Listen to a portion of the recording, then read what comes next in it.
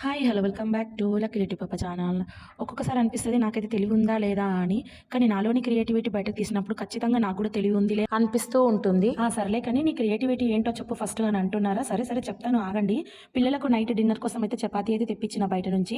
ఇంకా ఆ చపాతీ తేంగా ఒకటైతే మిగిలింది.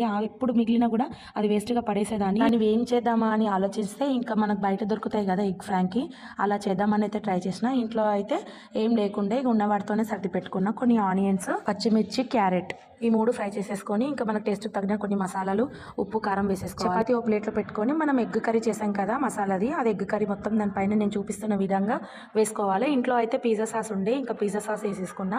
ఆ తర్వాత కెచప్ ఉంటుంది కదా, కెచప్ వేసుకోవాలి. మైనీస్ ఉంటే మైనీస్ వేసుకోండి. నా దగ్గర మైనీస్ అయితే లేదు, అదైతే స్కిప్ చేసేసిన. ఇంకా మా హస్బెండ్కి అయితే టేస్ట్ చేయమని ఇచ్చా. చాలా అంటే చాలా బాగుందని చెప్పాడు. మనం ఫస్ట్ టైం చేసిన వంట అది బాగా వస్తే చాలా హ్యాపీగా అనిపిస్తుంది కదా, నాకైతే చాలా హ్యాపీగా అనిపించింది. బయట కూడా ఇంచుమించు ఇట్లానే ఉంటుంది కదా టేస్ట్ అయితే. ఇంకా ఇప్పటి నుంచి అయితే ఇంకా బయట కొనుక్కొని తినడం మానేసి ఇంట్లోనే చేసుకొని తింటా. వీడియో నచ్చితే మాత్రం ఒక like, share, comment and subscribe.